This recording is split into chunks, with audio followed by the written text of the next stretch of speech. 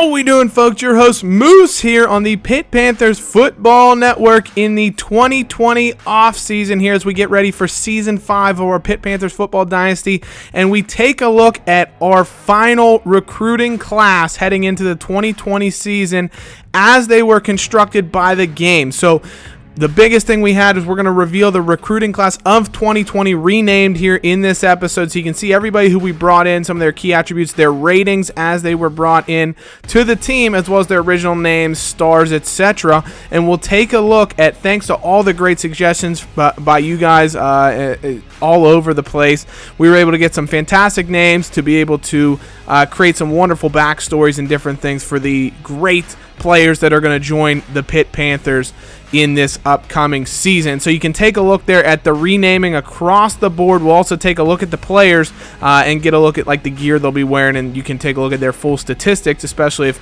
you were lucky enough to be able to rename them. I don't want anybody to take the renaming or anything like that personally. Obviously, like I said, there's more suggestions than what I can fit into the Dynasty, and so I just went with ones, like I said, that had cool backstories, or I liked the name, or whatever it might have been. It wasn't anything that was personal in that fashion, so I hope nobody takes it in that way.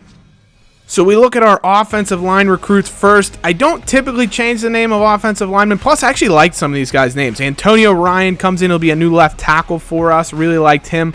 Trey Brown, a center for us. Again, same thing. I like the name, so we went with it, of course. You can take a look at his attributes. They're actually, after I did some random progression and things like that, which we'll talk about in the next episode. Some guys in the freshman class did get hit a little bit with the random progression, so you'll see that reflected in their ratings that you see here. Also, you'll note for any of this non-offensive linemen, I edit their injury ratings because it helps to create more injuries in the game and actually brings their ratings down a bit, unfortunately. But J.D. Harris was a replacement for Nick Harris, just came in with a new name. KJ Welsh will be Jordan Pugh, the receiver that we signed from Phoenixville, PA. Great player, really good jumping, great height, good speed as well. I think he's going to make an impact from day one. Shane Mitchell comes in to replace the other receiver, Chad Powell. Good solid player, I think. Not the fastest, but a very good route runner and good catcher, and I think that he'll definitely have an impact in this dynasty as well as we move forward, because we're going to need the receivers, especially with the pass happy approach that we have. Now we get to all our guys on the defensive side of the ball. MCALEAVEY will replace, his full name Mackenzie MCALEAVEY, will replace Mike Lee, the defensive end from Scott Township. They were able to sign very good moves on the defensive line. I think he's going to be a good player. Ryan Jacobs, same thing. You got to have a couple of boring names in the team. Not every player has an exciting name, and it was one of those things I just, for whatever reason, became attached to a couple of the names of some of the guys in this recruiting class. So Ryan Jacobs is Ryan Jacobs. He's going to be a day one starter for us. I think he'll be a very, very good player. TRISTAN ALVARADO was our other defensive lineman that we brought in. Decent player, solid overall, but he's going to need a little bit of time to develop. So he'll probably redshirt this season, and we'll see him make an impact as we move down the line. KESEAN Ross, free safety that we brought in, just going to add some good safety depth for us. He's not a superstar by any stretch of the imagination. Doesn't have great speed, but very quick off the mark, good acceleration. Doesn't have any real standout attributes otherwise. Going to definitely redshirt this year. And now we get into all the corners we brought in. Brian Jungling is number one. The double deuce. So shout out to Deuce for I like that name better than what we had available. So he's going to be a great player, very, very fast. I think he could be a returner for us in the future as well. So I like his impact. Bill Butler becomes Tyquan Sutton.